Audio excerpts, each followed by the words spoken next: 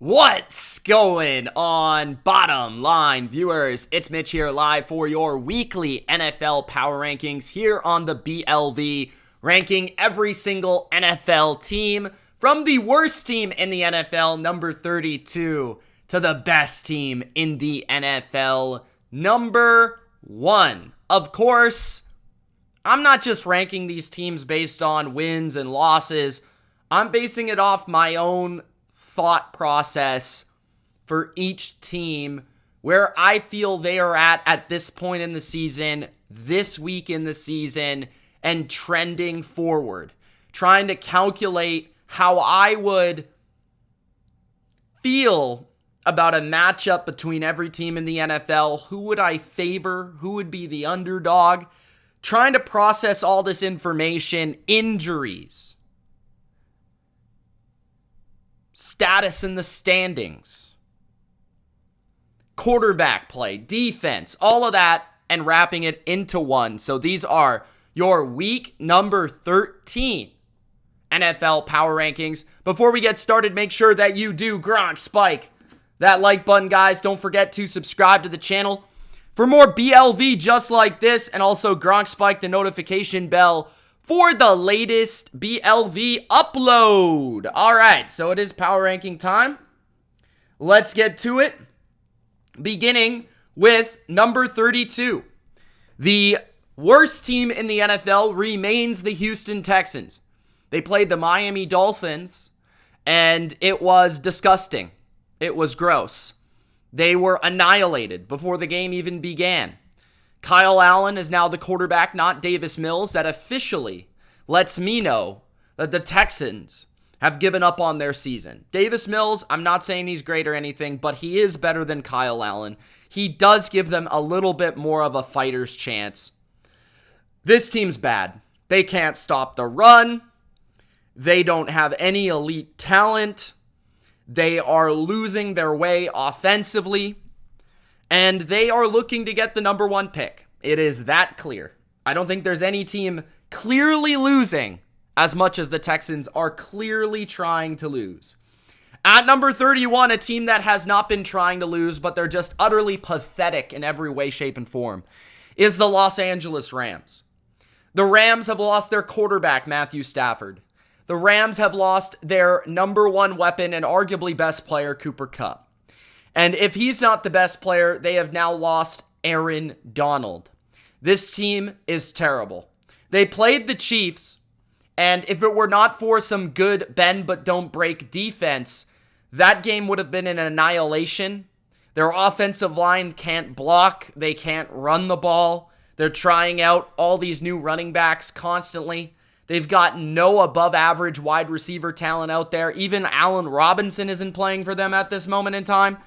This team is a disaster. They're bad. They suck. There's no other way to put it. The worst Super Bowl defenders in years. At number 30, I have the Denver Broncos. And I contemplated putting the Broncos below the Rams because the Rams at least are fighting. They're at least trying. When I watch the Denver Broncos, they are a lot more talented than the Rams at this point on both sides of the football. But there's no sense of urgency. There's no sense of fight. There's no sense of wanting to win. And this is a team that you cannot bet on. I mean, they are a football team that I don't think they like their coach. I don't think they're trying to win. There's a lot of things that are not going the Broncos' way. Russell Wilson is lousy. He might be the worst quarterback in football right now. The defense, if it's me, I'm firing that coach. I'm getting in a new coach. I'm hiring the defensive coordinator, and I'm going from there. Because the worst sign that a head coach needs to be fired, or the biggest sign, is that his team is not trying. His team is not fighting. I don't see any fight, any passion within this Broncos side any longer. So I have them at number 30. At number 29, the Chicago Bears. The Bears have more passion and more drive and more fight than the Broncos. They certainly have less talent, especially without Justin Fields. Justin Fields, for as flawed as he is as a passer, the engine of the team and the offense over the last few weeks has been his ability as an athlete to run the ball. And without that, they really have nothing to hang their hat on. They have no identity. Without that, they are lost. And their pass protection becomes exposed. And they have to rely on different things on offense. And they just can't. Darnell Mooney injured. Eddie Jackson injured. This defense, one of the worst in football right now, can't stop the run. Can't stop the great Mike White from slicing them apart through the air. Just a bad football team at number 29. At number 28, I've got the Carolina Panthers. I wanted to put the Panthers a bit higher. It was just difficult for me to do so because of the quarterback, Sam Darnold. I thought played fine. I thought did his job. He didn't make a lot of mistakes. He didn't turn the football over. He did make a couple nice plays, and I think he might be an upgrade over Baker Mayfield. I do think this offensive line and run game with Foreman and Hubbard continue to be underestimated, underrated, and something that you have to respect. Defensively, they continue to play double headers, but continue to shine and continue to win. They continue to play good defense. Brian Burns, Derek Brown, Shaq Thompson stand out every single week with this football team at number 28. They can beat you. Don't underestimate the Panthers. At number 27, I've got the Saints just edging out the Panthers. I think the difference for me was the health of the Saints now is starting to trend in an upward trajectory. It's starting to get better. Marshawn Lattimore could be back for Monday against the BUCS. Their defensive line is now intact, at least it was last week. I thought their defense played really well against the Niners and gave their offense an opportunity to win the game. Their offense just couldn't score any points, and that's certainly their biggest flaw. They can't consistently make enough big plays in the passing game, in the big moments. Andy Dalton just comes up too small. And Alvin Kamara, I don't think he's the same player. We've said it all year, and he's just being relied on too much to make something out of nothing. The offensive line isn't the same. The offensive coaching isn't the same. Their offense is one of the worst in football right now. They trying to add some more Taysom Hill last game. It didn't really work. They faced some tough competition from a Niners defense, but 0 points isn't good enough in the NFL. Defensively, I still worry about that pass rush, but I thought they played really well against the Niners. And if the secondary is intact, it is one of the better man-to-man units in the league. So at number 27, I got the Saints. They still have a chance somehow. At number 26, the Indianapolis Colts. The Colts I've moved down. I just think that when they play any sort of above average defensive line or pass rush, their offense is exposed and they can lose to literally any team in the league. But the thing with the Colts is that if their defense is healthy, which it was not on Monday, they didn't have Yannick Ngakoue, they didn't have Kwity Paye. When that defensive line is intact and healthy, they do have a very good defense, and they do have the ability to slow down any offense, and they do have the ability to play with any team. So the Colts are a really tricky team because I think they're very matchup based. There's certain matchups like the Steelers that I don't think are great for them, where if you have a TJ Watt, you can take over the game. But if you don't have an overwhelming pass rush, you can kind of settle into the game if you're Matt Ryan and pick apart a defense and win the game. So the Colts are a tricky team to rank. At number 25, I have the Pittsburgh Steelers. They beat the Colts. I gave them the edge. I also like what I've seen from Kenny Pickett the last couple of weeks, which has them moving up in my power rankings. I think Kenny Pickett has shown what we thought he was, or what I thought he was coming out of college, which was the most ready prospect in this class. A guy that was mature, a guy that kind of a baller mentality, can make some plays here and there, can scramble a little bit, can make some throws. Not scared at all. Definitely has a presence to him. I think Kenny Pickett can be a decent starter in this league. I do think that. I think at some point in this league, he'll be a top 20, maybe top 15 quarterback. I do think he's showing some good signs. I still think the offensive scheme leaves something to be desired. I still think the running back position is not very good. But I like the receivers. The defense is back to playing above average with TJ Watt in there. Once they get TJ Watt in there, they have a dominant front and they can play against anybody because of that. And Mike Tomlin's a very good coach. So at number 25, I got the Steelers. At number 24, I've got the Arizona Cardinals. The Arizona Cardinals have Kyler Murray, who I think might be the most overrated football player on earth right now. He has the second most turnover-worthy plays in recent weeks, and he's only behind Zach Wilson, so I don't know what that says. Kyler Murray, people love him, but he's a terrible leader. He has terrible body language, and he's just an overrated passer. He doesn't have good pocket presence. He has to make plays on the move, or else he doesn't make plays in structure. I really think this offense operates better when Colt McCoy plays. They don't have the upside that Kyler Murray brings them because he's such a good extender and playmaker, but they just don't play well inside the system when he's at quarterback. D-Hop's still amazing. Their receivers are very good. Marquise Brown came back, but they are missing Zach Ertz. They are missing Dortch. They are missing Rondell Moore. All guys got hurt. Offensive line, DJ Humphries went down. This team has lost like 4 out of the last 5 games. I considered moving them back, but I like how they play on defense. I do think they have a little bit more explosive ability on offense than the teams that are already ranked. So I put them here. I think they're a tough team to rank because they almost beat the Chargers and they outplayed the Chargers for a lot of that game, but they just weren't able to come up with the big plays at the end, which I think falls on the quarterback personally. At number 24, and then at number 23, we've got the Green Bay Packers. Honestly, I don't really care who the quarterback is. I think I might move the Packers down 1 or 2 spots if Jordan Love is the quarterback, but the way they operate their offense currently, Aaron Rodgers as a quarterback doesn't make a ton of difference because they really just throw checkdowns, crossers, play action plays. Where Aaron Rodgers makes a difference is through his management of the game, through his intelligence, through his IQ. And even in recent weeks, Aaron Rodgers hasn't taken care of the football the way we've seen Aaron Rodgers take care of the football. I think Jordan Love getting in there actually would increase the big play opportunities for the offense because for whatever reason this year, Aaron Rodgers has not been willing to let go of the ball and throw the ball down the field. When he has, it's actually led to big plays. But this offense is quietly pretty good right now. They run the ball well. That sets things up through play action for them. They make plays that way. Christian Watson's been amazing. But all their other receiving options are kind of underwhelming. Defensively, they just have a terrible coordinator. It's tough for me to really pin down what's wrong with the defense. I think they have talented players on defense at all positions.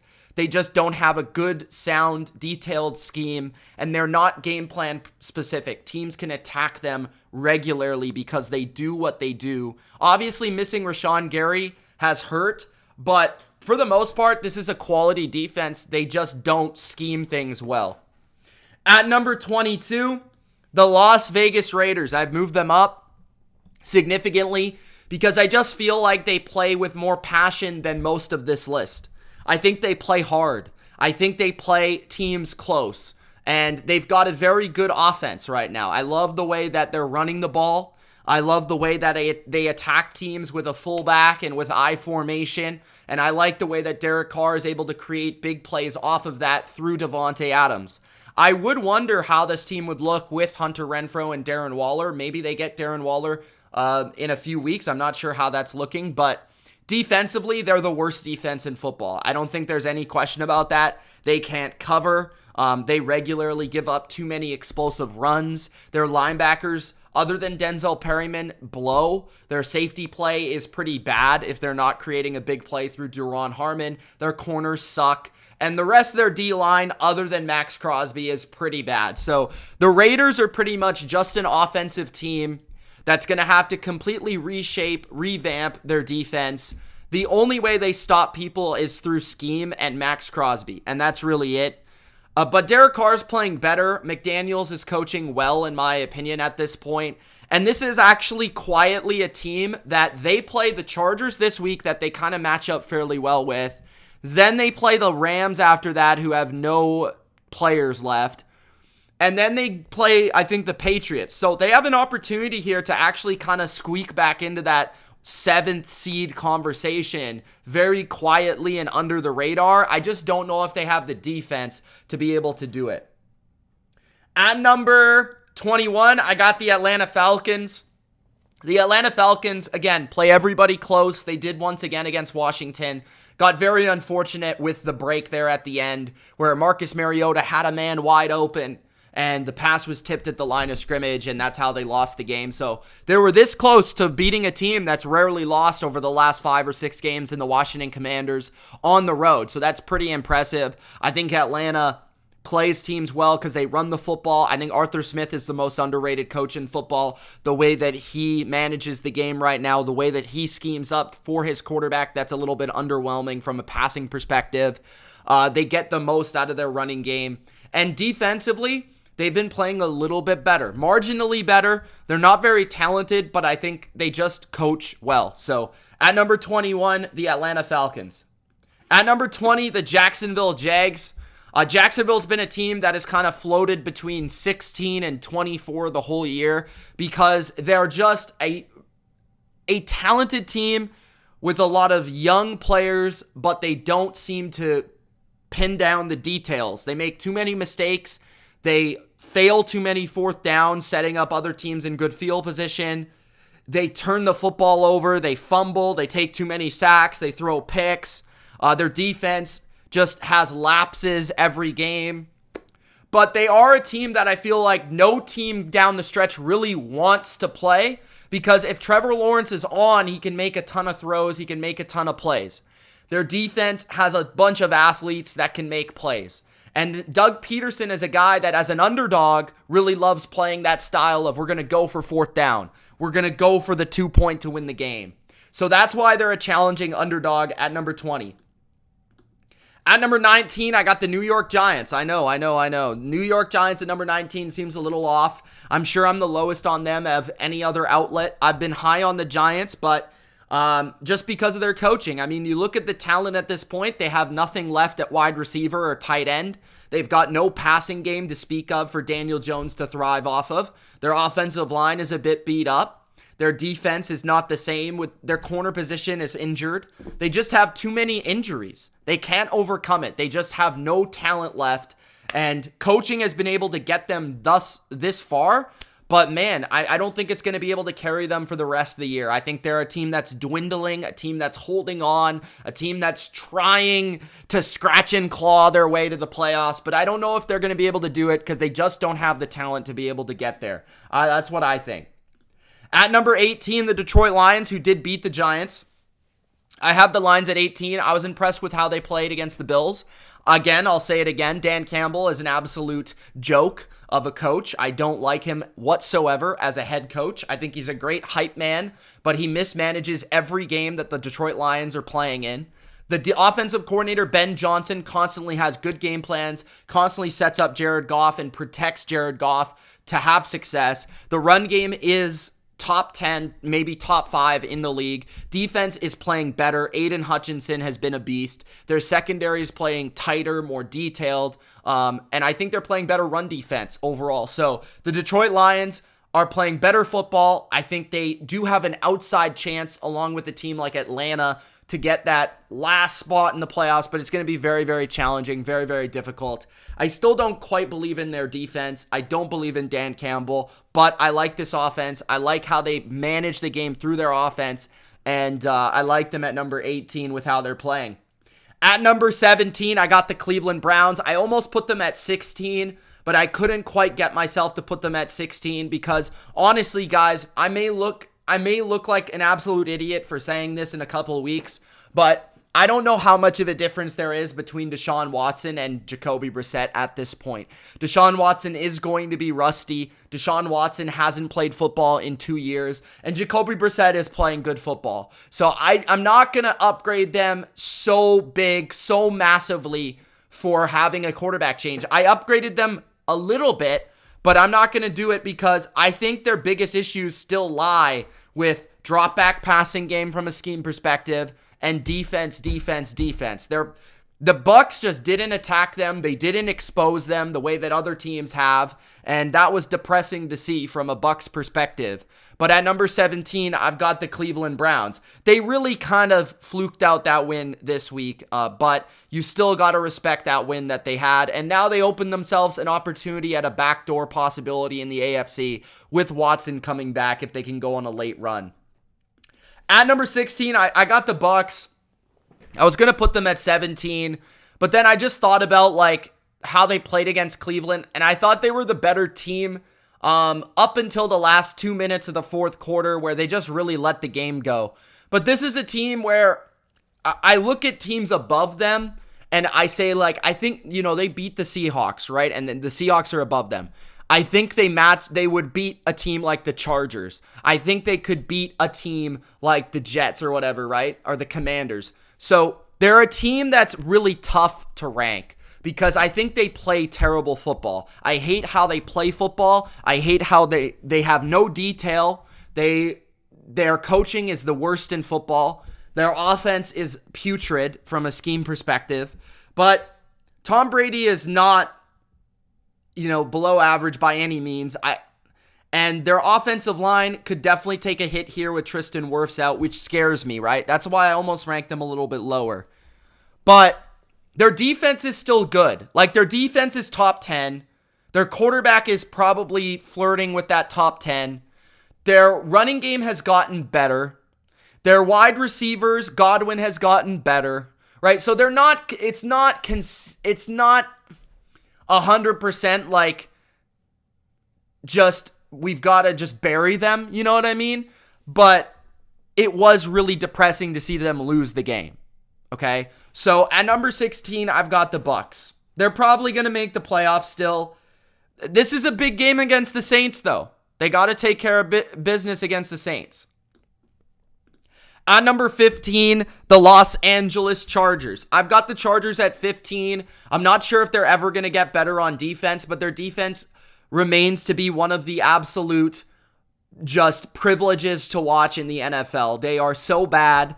It's unbelievable for the amount of talent that they offer. They still can't stop the damn run. And their offensive line is falling apart. Austin Eckler's going to catch 250 passes by the end of the year. Their wide receivers, I think, really coming through, man. DeAndre Carter, big time. Playing well. Josh Palmer playing well. Gerald Everett has been better than Jared Cook last year. I think Mike Williams will get healthier, Keenan Allen, and then all of a sudden, this is an offense where I think they can throw on any defense. Like, when those receivers are healthy, I think Herbert can throw on any defense with those receivers. I think they got good depth. The only thing is they don't got a lot of speed, right? So Mike Williams is that guy that can go down the field. Even if he doesn't have speed, he has the height, he has the big play contested catch ability. So that's missing for them. Defensively, again, they just suck. Like, I don't know what to say. And their coach, I don't know, man. He can't make up his mind whether he wants to go for it or whether he wants to punt. At number 15, I got the Chargers. I honestly don't think they're going to make the playoffs, but we'll see. At number 14, I got the Seattle Seahawks. The Seahawks continue to kind of slide down the power rankings because their defense continues to regress. The last 2 weeks, they've played offenses that ran the ball on them, the Bucs and the Raiders, and they had no answers. And what really, I think, makes you worry about the Seahawks is they lost that game at home against the Raiders. The Seahawks, when they're good, when they're a playoff team, they don't lose those games at home against below-average teams. Okay, but Geno Smith continues to play well. Their offense is still a top 10 unit. They run the ball very well. Their offensive line plays well, although they did struggle with Max Crosby. And their wide receivers are awesome. So you've got to give their offense credit for going out there and putting up a ton of points. But their defense, man, is just regressing all the way. So at number 14, Seattle, they have a chance to squeak into that wild card. But I don't know, man. Their defense has got to play a little bit better. This is a big game for them this week. They got to take care of business against the Rams. At number 13, I got the Commanders. The Commanders continue to win. I think they've won like 6 out of 7, 5 out of 6, something to that degree. That's impressive to me. I don't care who it's been against. I don't care what the score has been. I don't care how fluky it's been. At this point in this NFL, if you can win this many games out of this many games, you can be a team that ranks in the top 14, top 15. Washington is a team that just finds a way to get it done. Taylor Heineken is a guy that the team believes in. Terry McLaurin's a stud. I think this receiving core is very underrated. The offensive line runs the ball well. Brian Robinson runs the ball well. He's nasty. He's tough. He's physical. They have a brand of football that they believe in. Tough, physical football at the line of scrimmage. Defense bullies you at the line of scrimmage, although they didn't against Atlanta. And I think they're playing better on defense. I think this defense is playing like a top 10 unit right now. At number 12, I got the New York Jets. Jets. Considered them for number 11. It was kind of a back and forth, but the Jets defense, I think you could argue, is a top 3 unit in football. I think they've got the best combination of bully line of scrimmage play with their defensive line and pressure along with secondary prowess. I think they've got a great combination there. I think their scheme is solid. You know, it's not great. I think it's not very elaborate, but their playmakers make that scheme what it is. Their offense with Mike White, I think, is a lot better. I mean, they just move the ball a little bit more consistently. They just chip away more consistently. They manage the clock better. And it gives them more of a competent feel in the short, intermediate passing game. Because Mike White just gets rid of the ball, distributes the football, gets it to his playmakers, makes enough little throws, dinks and dunks down the field to make plays, you know, and I think that helps this team drastically the way that they want to play football, which is defense first, possession, field position, and that having a quarterback like that really helps. I think this team believes in Mike White. At number 11, I got the New England Patriots. The Patriots swept the Jets, so that was the ultimate deciding factor. Although these teams, I think the Jets has one more win than the Patriots. I said it on the review. I thought the Patriots should have won that game against the Vikings. They were the first team out of 170 teams in the history of the NFL to do what they did in the game and still lose. You know, it was like the amount of penalties, the amount of points, the amount of yards, all this sort of stuff, and they still found a way to lose the game, which was incredible to me. But I think they showcased that the offense maybe is a bit better than people think across the board in the public, because when they don't play the Jets, they look a little bit better on offense. But, you know, this is an offense that has balance, and I think Mac Jones has found a bit of confidence. The offensive line played a lot better against the Vikings, even with the injuries to David Andrews and Isaiah Wynn. And Ramondre Stevenson's elite. There's no doubt about it. 9 catches against the Vikings, continues to be a bell cow. Their wide receiving core still leaves something to be desired, but they did play well without Jacoby Myers for a majority of the day. Defensively, I still think they're an elite unit, even if they may give up a big game or two to good offenses. But I think they're a top 5, top 3 unit. I thought at one point they could have the potential to be the best in the NFL, but I think I'd rank the Niners and the Jets above them and put them at like number 3 or number 4. I mean, the Cowboys as well. I think they're like the number 4 defense in football. Special teams is usually sound, but they weren't very good against the Vikings. I think you could argue there was maybe a holding there on the kick return against Duggar. But Nick Folk continues to be money. Punting needs to be better, but the Patriots are a team that could get into the playoffs. We'll see how they fare against the Bills. It has been a tough matchup for them. Wouldn't be surprised if they lost, but I just expect a better effort than what we saw against the Vikings. I didn't think the effort was there. At number 10, I got the Baltimore Ravens. The Ravens are at number 10 because their offense and through the passing game is just too limited. I mean, the scheme is limited. The playmakers are limited. There's too much on Lamar Jackson's plate to throw to Ed Oliver, or not Ed Oliver, might as well be Ed Oliver, Josh Oliver, and Patrick Ricard, who's 320 pounds playing fullback. And he's having to throw the ball 70 yards down the field to Deshaun Jackson at 47 years old. And the offensive line is beat up at left tackle. He's having to overcome that.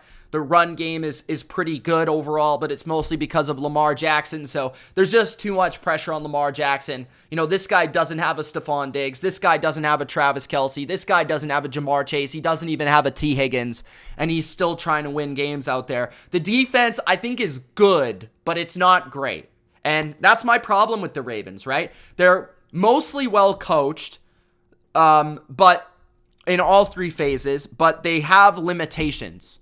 So that's why they're at number 10. I'd rather take a team like the Vikings, who the Vikings are more flawed than the Ravens, but they can move the ball. They can score points. They can explode as well as any team in football. They can make explosive passing plays. They can create explosive rushing plays. You know, the Vikings are one of these offenses where they rather score a touchdown or they punt. You know, that's kind of the way the Vikings are. They rather explode with Justin Jefferson. And now that TJ Hawkinson's in there, they've got good number 1 receiver, good number 2 receiver, good tight end, good running back, pretty quality number 3 receiver. And they've got a bunch of weapons that they can attack you with all over the field, with a point guard at quarterback who distributes the football. And Kirk Cousins is a guy that, you know, I look at and I think he's underrated right now because, you know, does he make some odd mistakes every once in a while? Yes. But Kirk Cousins makes big time throws, man. Kirk Cousins in these games against the Bills and the Patriots, and some of these games this year, man, has just made big time spot on just money throws that I don't think he gets enough credit for. Defensively, I think they stink, to be honest with you. The pass rush is pretty good to close the game out. And I think their secondary is fine or whatever, but I don't know, man. They just aren't that good. I feel like there's holes in their pass defense every week. At number 8, the Tennessee Titans. The Tennessee Titans are at number 8. I take the Titans over the Vikings because I just like how Mike Vrabel coaches this team, man. I think they play physical football. I think they challenge you in terms of being a physical team at the line of scrimmage and on both sides of the ball. They play chippy. They play with an edge. They play with a mentality that's tough to challenge. And Ryan Tannehill, I think, is playing maybe the most underrated football of any quarterback in the game right now. I think he's really playing well, passing the ball well, making big time throws on third down. Their run game has somewhat struggled as of late, but Tannehill has been able to get them through that.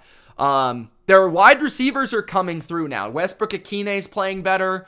Robert Woods is playing a bit better, but Treylon Burks is coming through. Austin Hooper is coming through.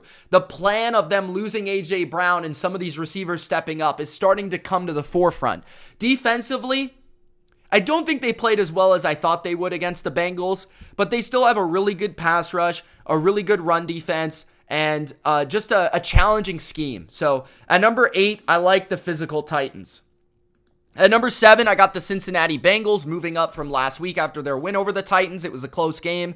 It was back and forth. It could have went either way. I thought the Bengals, though, just came up with more plays thanks to Joe Burrow, T. Higgins, and the passing game of the Bengals. You know, without Joe Mixon able to survive out there, I think Samaje Perine has become a bit of an undervalued backup running back in this league. I thought the offensive line played pretty well in the game.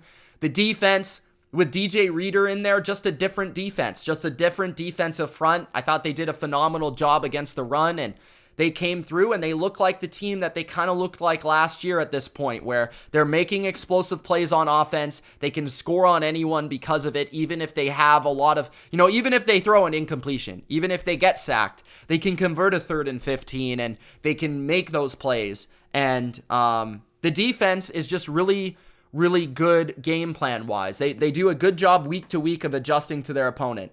At number 6, I've got the Miami Dolphins. The Dolphins are now going to enter a stretch here against the Niners, the Bills, and the Patriots, and some of these teams that they've got to play, where they're going to be tested. You know, they're going to be tested against good defenses. They're going to be tested against tough weather conditions.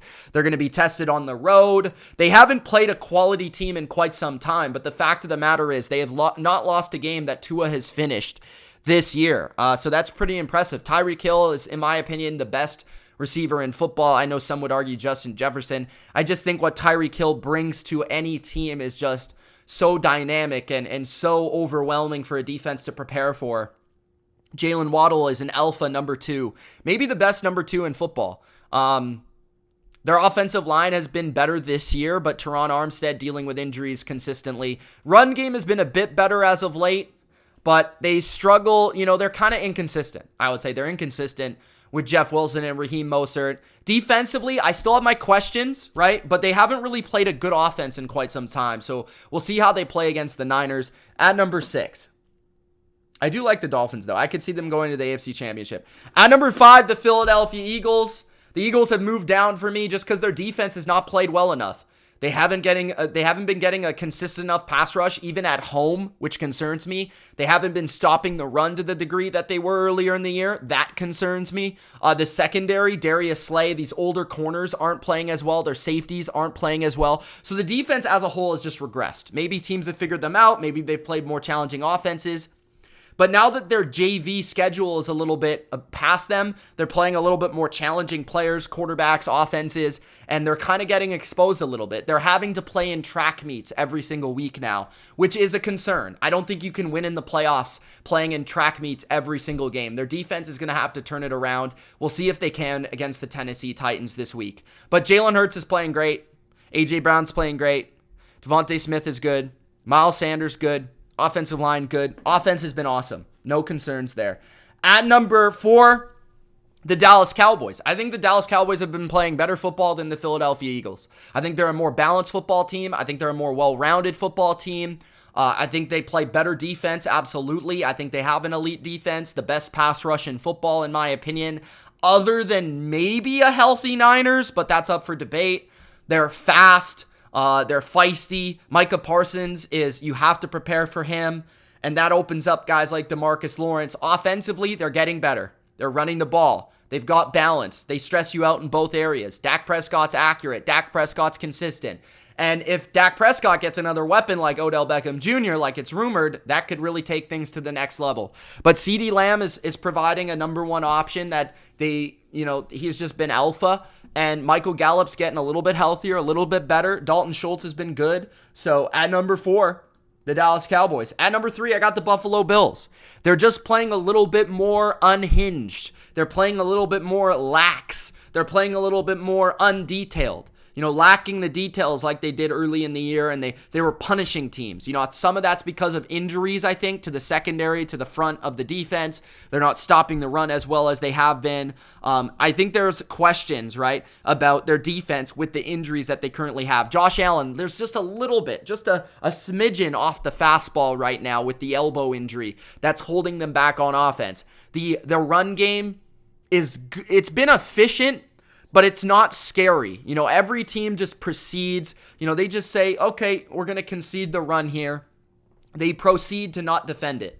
And the wide receiving core, Diggs has been amazing, but you definitely feel that when Diggs isn't dominating, they need another guy to consistently step up more often. Last week, it was Isaiah McKenzie. Can he be that guy every week? They're going to have a tough challenge with the Patriots on deck in New England, Gillette Stadium on Thursday night. We'll see how they handle that. But the Patriots should be, a team that goes at home, can give them some issues, but the Bills have proven that they can handle the Patriots over the last year. So we'll see what happens. I mean, the Bills are a team that I still can see winning the Super Bowl, but they're going to have to get healthier on defense. They're going to have to get back to their details, and I'd like to see a little bit more creativity on offense. I feel like Brian Daboll has been missed a little bit on offense lately. At number 2, the San Francisco 49ers.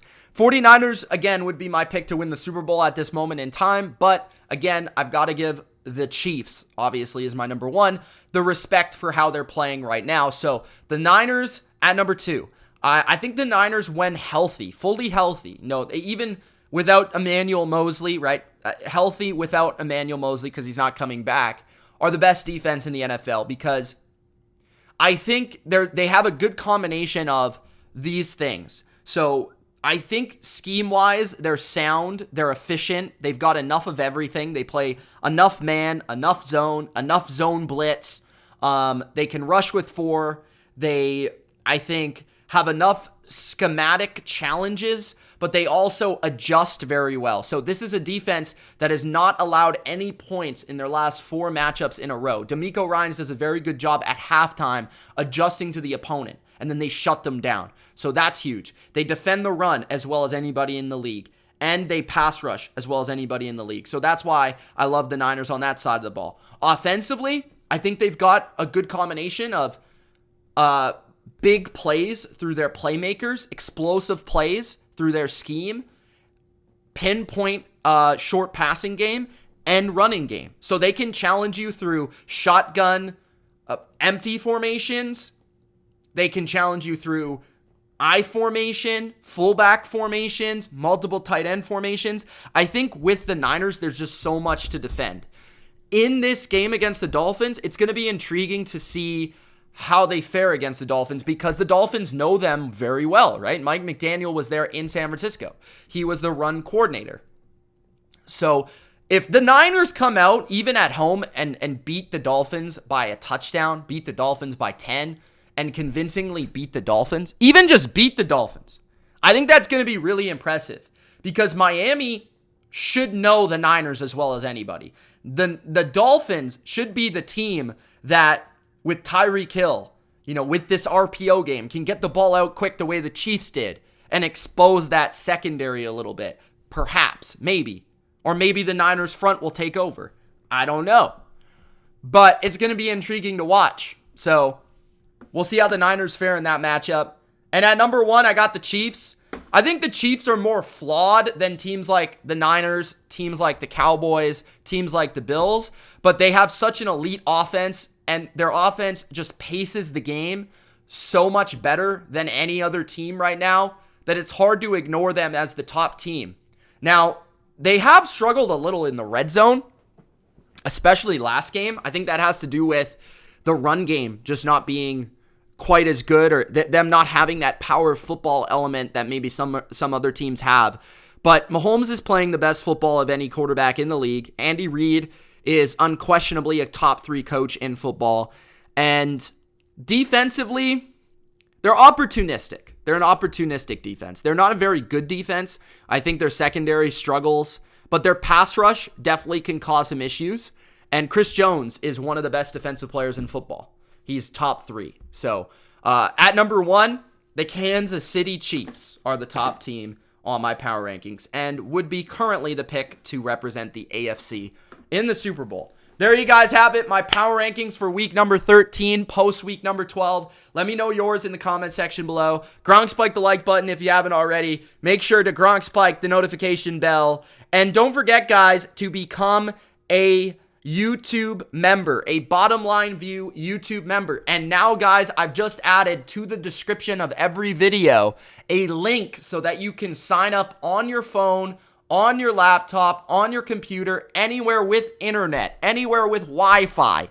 You can sign up to become a YouTube member. Just look in the description and you will get the BLV vs. Consensus podcast every single week. You will get the NFL live stream with me every single week. That is exclusive to members only. So check that out in the comment section below. Thanks, guys, for watching. It's Mitch. Hope you enjoyed. Peace!